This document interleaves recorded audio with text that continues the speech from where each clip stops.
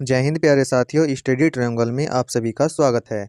साथियों, जैसा कि आप सभी लोग जानते हैं, हम भारत के पड़ोसी देश पढ़ रहे हैं। जी हाँ दोस्तों, नाइबरिंग कंट्री ऑफ इंडिया के बारे में हम पढ़ रहे हैं और यहाँ पर हमने कई सारी क्लासें पढ़ भी ली हैं। जैसा कि अगर हम यहाँ पर बात करें भारत के पड़ोसी देशों में, तो आप यहाँ पर देख सकते हैं जैसे पाकिस्तान, बांग्लादेश, नेपाल, अफगानिस्तान, चीन, भूटान, म्यांमार और श्रीलंका।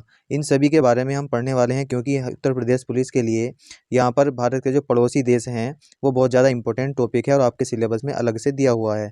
तो यहाँ पर अगर हम बात करते हैं पाकिस्तान, बांग्लादेश, नेपाल, अफगानिस्तान और चीन, इन 5 देशों के संबंधित हमने वीडियो बना दी है। अगर आपने वो नहीं देखी है तो आप हमारे चैनल पर जाकर देख सकते हैं। आज हम यहाँ पर भूटान के बारे में पढ़ने वाले हैं। भूटान की स्थिति की बात करते हैं तो यहाँ पर चाइना और इंडिया के बीच में जो है यहाँ पर भूटान पड़ता है। तो यहाँ पर आप देख सकते हैं भूटान की स्थिति आपके सामने है।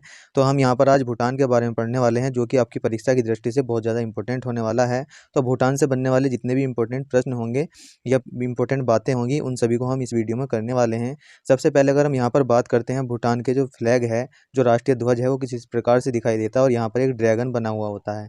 आपसे परीक्षा में इस प्रकार से ही प्रश्न पूछ लिया जाता है कि भूटान का जो राष्ट्रीय फ्लैग है, राष्ट्रीय ध्वज है, उसमें किसका चित्र बना हुआ है। तो यहाँ पर आपको ड्रैगन का यहाँ पर याद रख लेना है।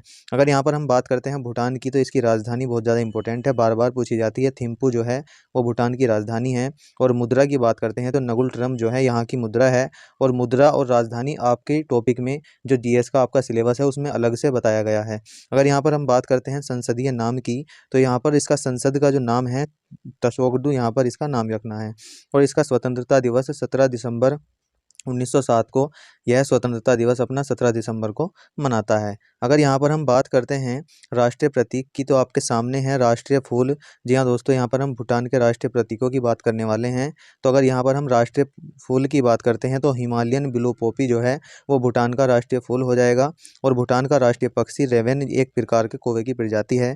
और यहाँ पर राष्ट्रीय पशु की बात करते हैं तो ताकिन यहाँ का राष्ट्रीय पशु हो जाएगा। और राष्ट्रीय खेल बहुत ज़्यादा इंपॉर्टेंट है, जिसको हम आर्चरी बोलते हैं, तीरंदाजी जो है यहाँ का राष्ट्रीय खेल हो जाएगा।